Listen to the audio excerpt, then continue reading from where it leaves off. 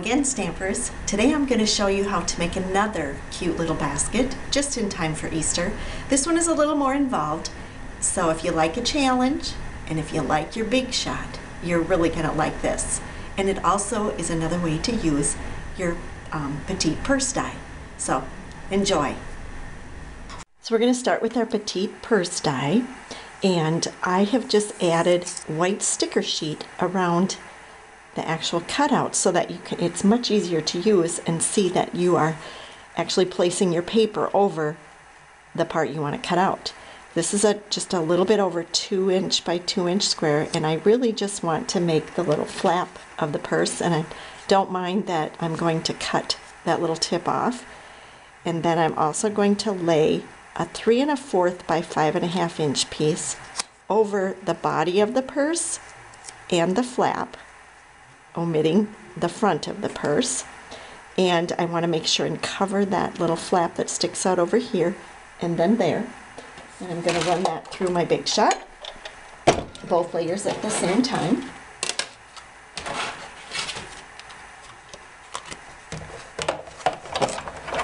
And you can see my well-loved cutting pads.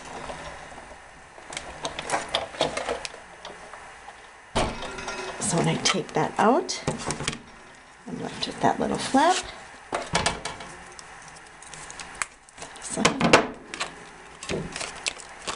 And part of the purse. And for 2 of the pieces, I want flaps on both sides.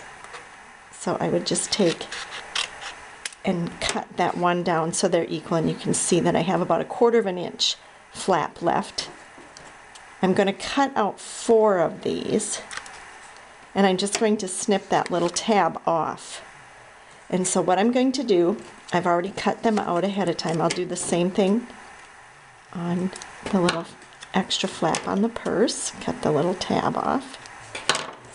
And so I need 4 of these. I've cut them out ahead of time just to save some time. And I need 2 with flaps and 2 without. So I'm actually going to take and cut the flaps off of this one right on the score lines. And then I need sticky strip on the flaps of the 2 that still have flaps. And I'm going to put the sticky strip so that it goes right up to the score line that's on that little flap. Snip that off. And then when I go to put them together, I'm going to go one with flaps, one with no flaps. Peel that strip off. And I just line up the score lines. And until you press your sticky strip, it's forgiving. But once you press it or burnish it, it is no longer forgiving. So I want to get rid of that pink protective strip. And I'm going to line that one up. So again, it's one of the purses with no flaps hooked up to one with flaps. Get rid of all those sticky pink things. And then the last one. So you can see that all my flaps are hiding underneath. And I have 1 left, but I'm going to wait to put my basket together. I'm going to add and just use my snail adhesive, and actually this is going to be the outside of my basket, so I'm going to flip it over so that I'm looking at the flaps, the back side, and that is where I want to add my little decorative flaps. So I'll just use some snail and put that on. And so, of course, through the magic of video, I've done that on all 4 of them. Those are going to get folded out and down, and then the bottom flaps are going to get folded just the opposite. They're going to get folded in. And so I'm going to fold all of those, and I have my one last piece of sticky strip. So I'm going to go ahead and peel that off. All right, then I'm going to take, and we're going to close up our little basket just like we would a box. And so I'm going to just go around and tuck each of the bottom flaps underneath, and then the last one goes on top, so you can see that I'm closing it up just like you would close up a box. And then that last flap that has the sticky strip, I'm going to stick that right inside. Then once I get it in position, I will go ahead and press. And now my bottom of my little basket will not come undone because the flaps are all tucked behind each other. And the last thing to do is to add our embellishment and our handle. I'm going to go ahead and attach one. And if you watched my other basket video, you notice that I thought it was much easier to put the brads in the end of your handle before you actually punch the hole into your basket. So I'm going to use our 1/16 hole punch and get this done.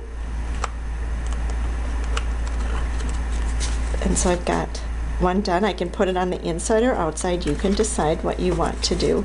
And actually, I think I meant to put it on the inside. When I also go back and these little flaps were angled, and if there are any sticking up, just snip them off. And I'm going to make an embellishment flower for the one side of my, and I'm going to use, I used the 1 1/4 inch scallop circle punch, and I've been working this with the bone folder so that my layers of my punch will peel apart. And I get this fun kind of suede feel. It gives you a little bit of texture to your flower, so I'm going to do that with that. And then I've also done the same thing with the new 7/8 inch scallop circle punch. Used my bone folder, and I was working on that one too for a little while, so, and peel that apart. And then I'm just going to layer these on top of my Stampin' Pierce mat.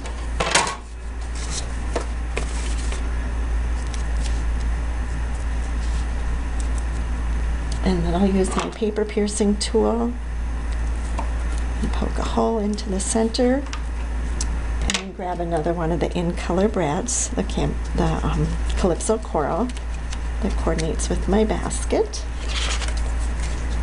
And I'm going to tuck my handle inside, and I think you can, this handle is 7/8 by 8.5, and I'm just going to trim that down because I didn't want it quite so long.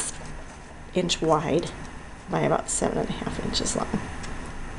And I want to make sure and put that down far enough that my flower, then I will just take and slide the brad through the hole and open the back side, and I use dimensionals behind the flaps on the sides, and you can actually take and fluff your flower a little bit. It's pretty easy to do. You can turn and offset the petals if you want to, but that's a finished basket. And then here is one that I had done earlier and filled with Easter goodies, and you can see that I actually added a small flower from the Itty Bitty Shapes punch pack, say that fast 3 times, in the center in one of our mini brads. And so very simple, but now you've got another way that you can use your Petite purse die, and it's cute, it's fun, and you can use it for all different occasions. Thanks for stopping by.